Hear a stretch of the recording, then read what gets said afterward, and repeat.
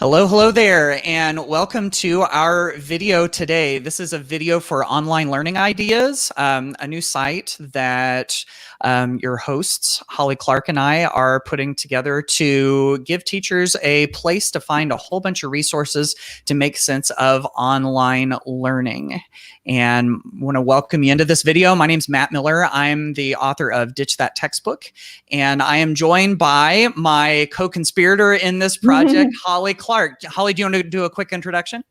Yeah, I'm Holly Clark, and I am the author of the Google Infused Classroom and now the Microsoft Infused Classroom. So super excited. Yeah, absolutely. And so real quick, as we are getting into this, we wanted to tell you just a little bit about this project that Holly and I are working on. It's a website that we've developed with sponsorship from Microsoft called Online Learning Ideas. And as you can see on the screen, it says helping educators make sense of online learning. And this is the first video that Holly and I have put together for this project. And basically the idea behind it is this: that we have so many different people creating fantastic resources to help educators make sense of online learning. As we record this video, it is March 24th, 2020. We're right in the middle of the whole COVID-19 pandemic. And so many people are just trying to make sense of, doing their teaching and learning online. And so lots and lots of resources are being shared.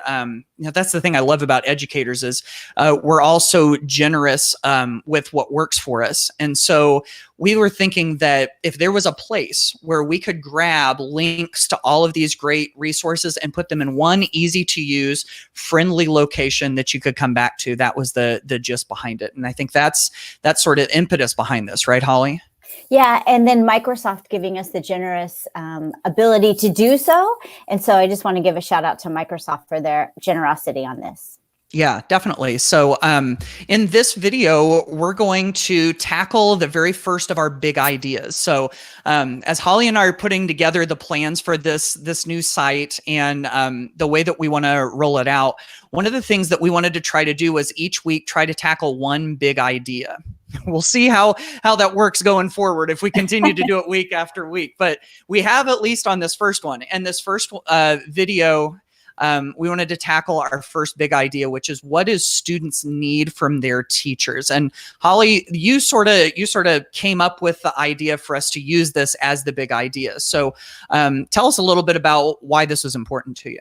So this is important because I think at first all the schools were closed down and people didn't have plans. And in a week or even today, you're probably finding out that you have to maybe start teaching remotely. And so this is a way, if you haven't had a plan in place to teach remotely, reconnect with kids, then even if you are already being remote, to have that digital citizenship that you need to have kids online. We haven't prepared them often for this. And so these are the kinds of things that we've prepared for you. And Matt, anything else to say before we just jump in and start looking at them? I think that pretty much wraps it up. It's and I think everybody will have different answers to this question. So really what Holly and I have done here is not provide the 5 answers for this, but just 5 things that are top of mind from us that we think are important. So yeah. So if you put up the thing, we can just start talking through them. Yeah, absolutely. Let's do it. So here are our 5. These are the ones that we're going to be working through. And if you see anything on the screen that you like, we're going to be sharing lots of resources. The best place to go to find all of this is just go to onlinelearningideas.com.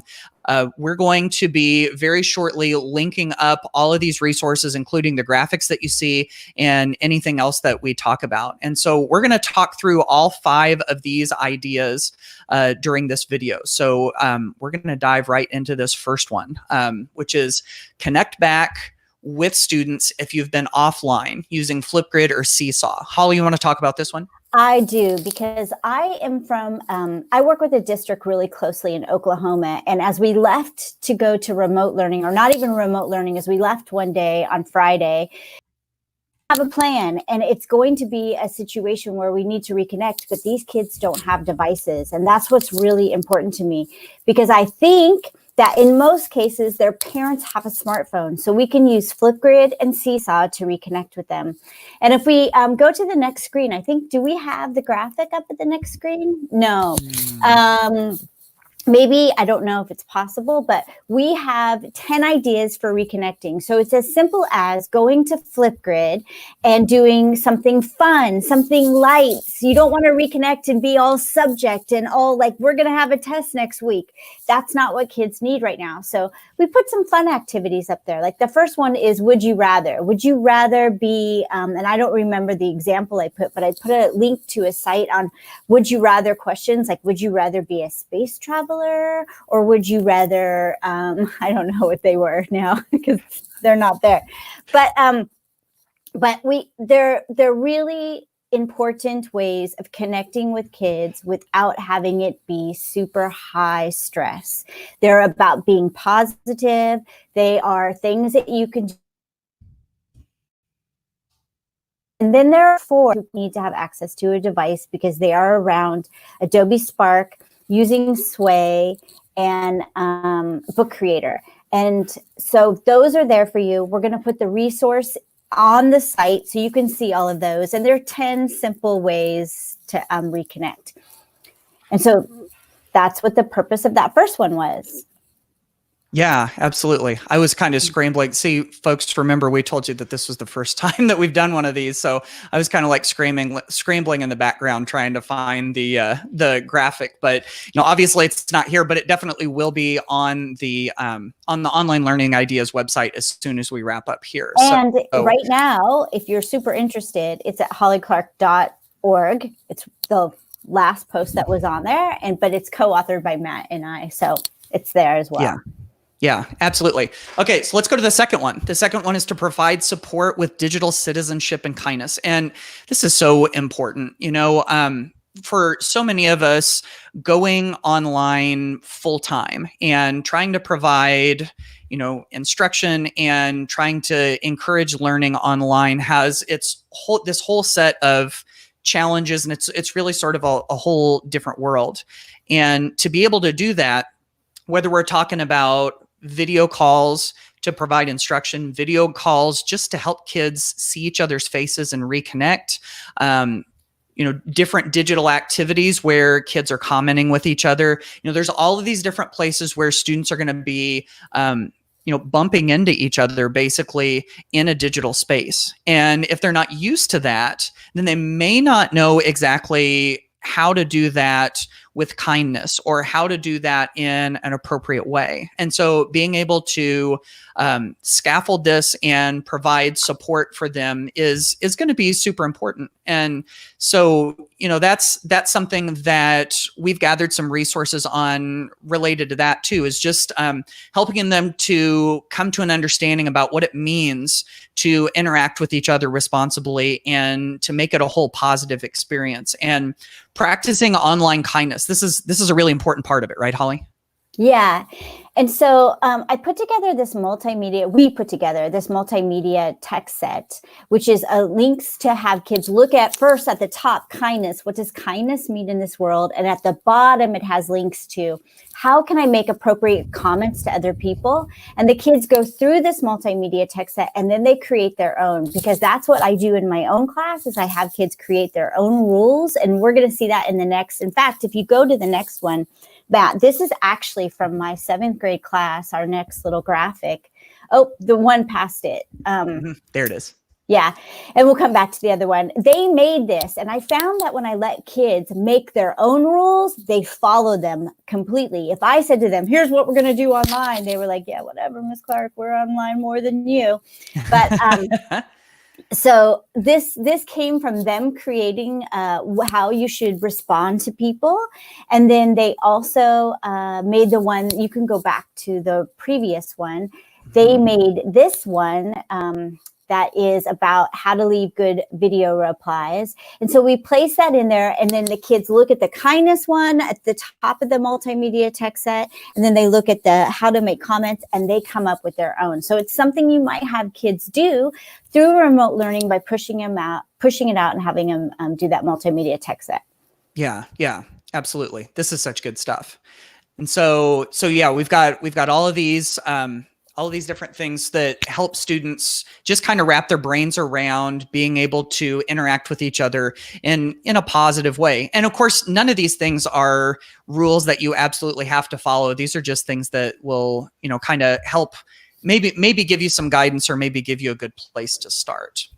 All right, so we're going on to the next one, clear assignments with scaffolding. That importance of being clear, of clarity, because whenever we have our traditional school settings where we're in the classroom, or if we're doing blended learning where we have some traditional in-person instruction and some digital instruction, the nice thing is that we are right there with them in person. And so if something doesn't make sense, you can see it all over their faces, or, they can come up to you and ask a question if it doesn't make some sense to someone individually.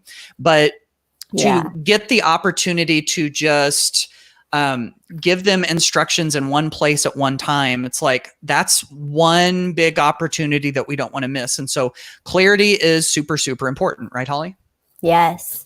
And so, and on the next slide, we've made another multimedia tech set where we have curated some resources for you with 5 ways that you can do this. And the first being 1-point rubric. And that keeps things simple. It keeps you on task. It makes it so that kids aren't looking at too many things. They don't feel like they can fail as much. They can really go outside of the boundaries of a rubric. So there's a really good post on 1-point rubrics in there for you. Also something on what is scaffolding, and scaffolding is those bite-sized chunks. There was something, someone sent me a post today, Matt, and I haven't even talked to you about this, from Madrid, Spain. Mm-hmm. And in it, he says, you know what, we need to teach people, not subjects. And that's so true right now. Like, the scaffolding is important around that, because we don't need to get all intense with, like, they don't have to learn everything about cells right now. We have to teach them where they are in an environment that is a little probably more stressful. And so those little small chunks are important.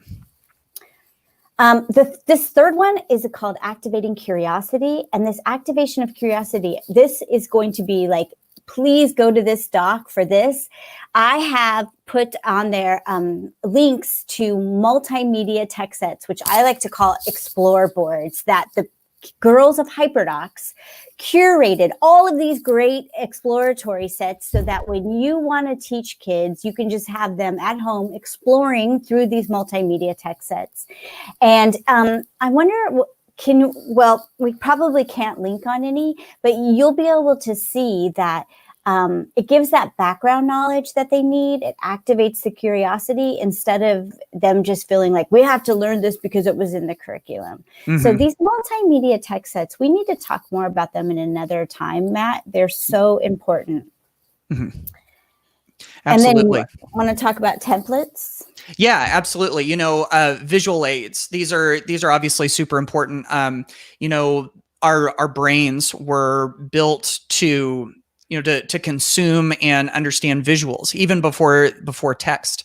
And so ways that we can make our learning more visual is important. I've found that creating templates is a super easy way to do this. This would be, when I say a template, it's basically just like a document or a slide that you can assign out to your students that has clear steps and has them engage in learning. And the nice thing, there's a couple nice things about this. One is that, a lot of times they're very visual. And then secondly, whenever we do these templates, especially if they're the kind of templates that we can reuse over and over again, they end up saving us time.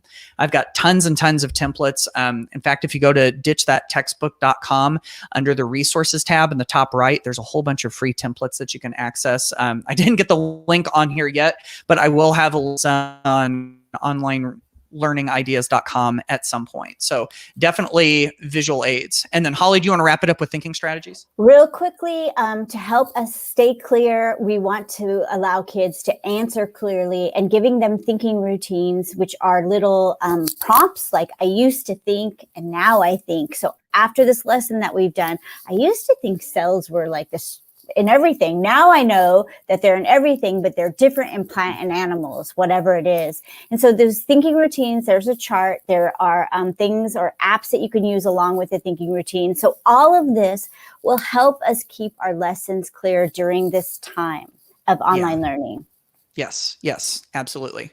Okay, so as we progress, we go on to the next one, which is give them challenges and fun activities. So this one came to mind for me in a very real way because I have 3 kids at home.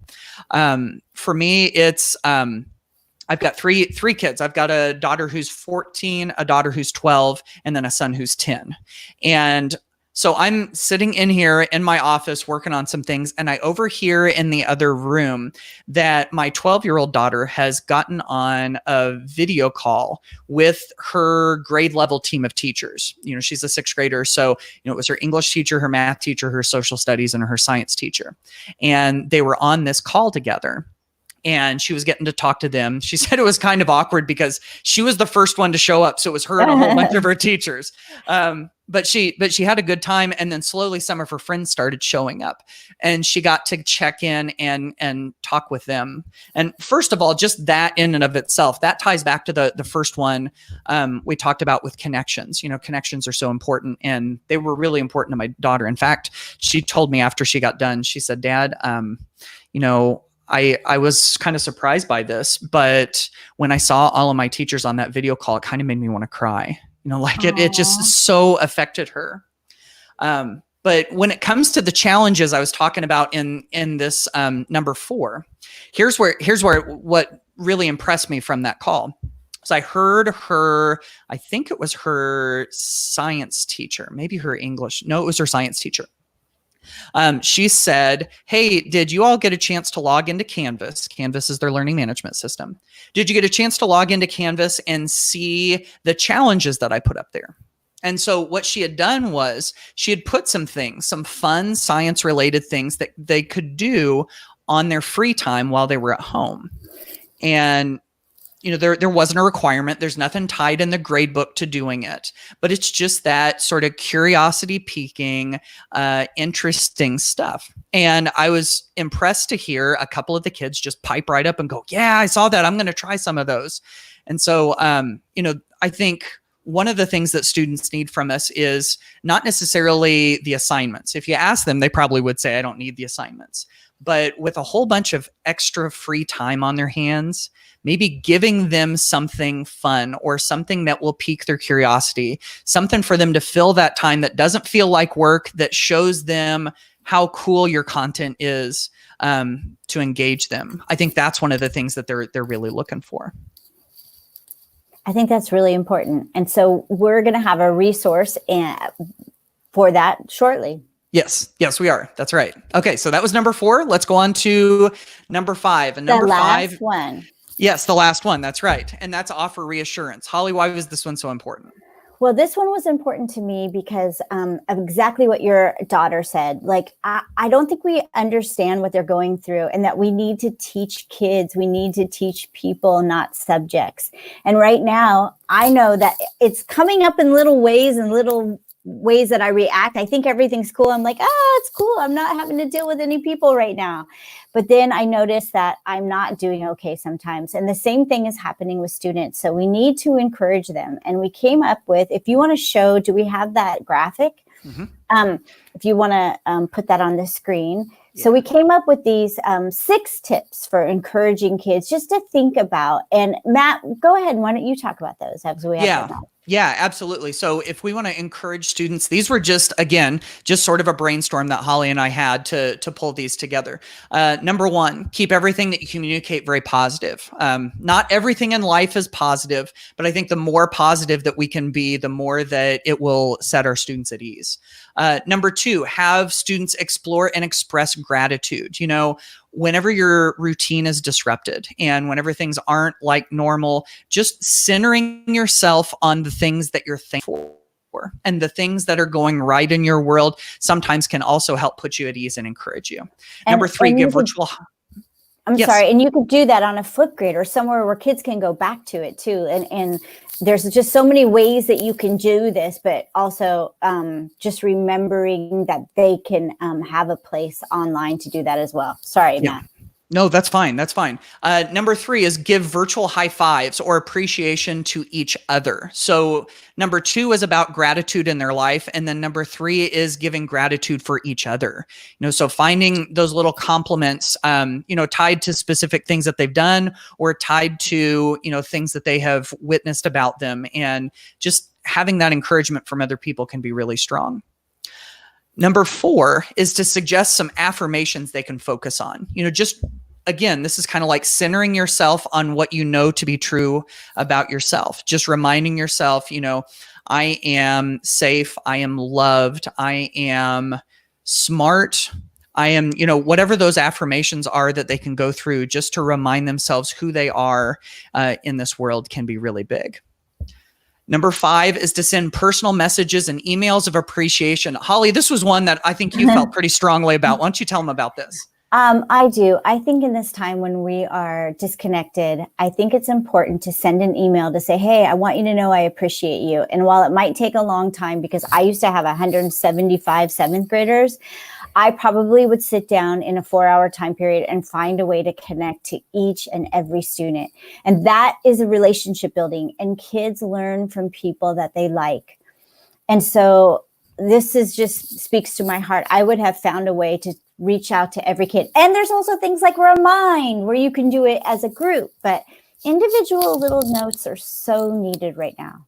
Yep. Yeah. No, I totally agree. And then the last one is help students visualize how their next day unfolds. This was one I was thinking about that I thought was important, because sometimes whenever you're not sure what that next day is going to look like, it can be very helpful to have to kind of like visualize what you think that it would look like, or visualize what you would like it to look like.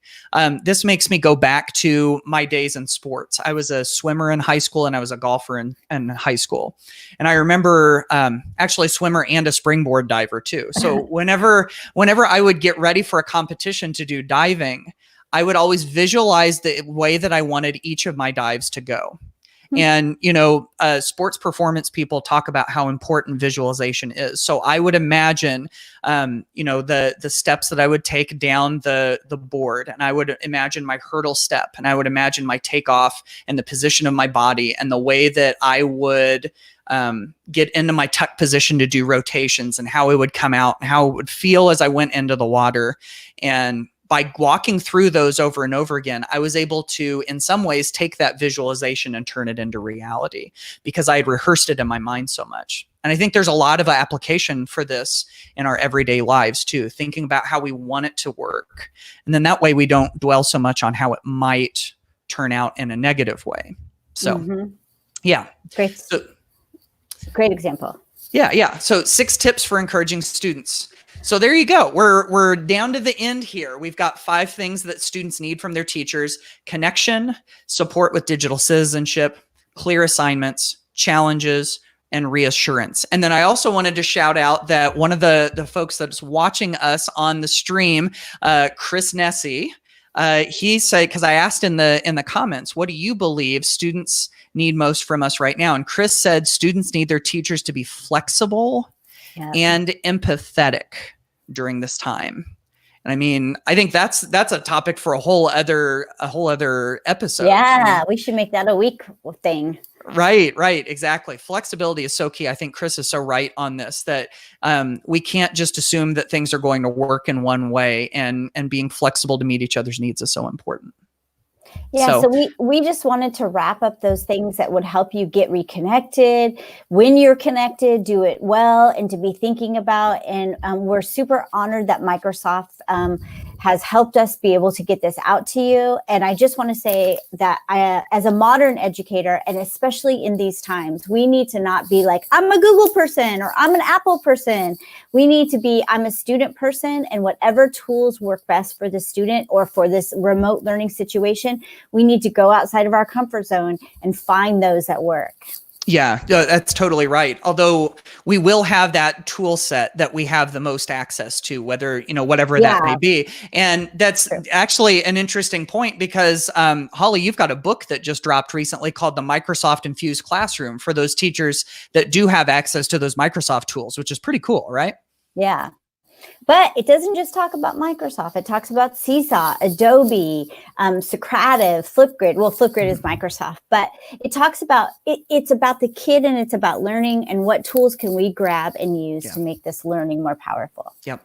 So this was fun. Yes, absolutely. And thank you so much for joining us. Again, if you haven't been to onlinelearningideas.com yet, go check it out. We're just adding and linking to tons of resources that we find all over the place all the time. We plan to have more videos just like this. So if this was something that you enjoyed, then look forward to it. If you haven't subscribed to the Ditch That Textbook YouTube channel, you can do that. And that will give you a notification every time that we go live. So for Holly Clark, I'm Matt Miller. Thanks again so much for joining us, and we'll see you on the next video.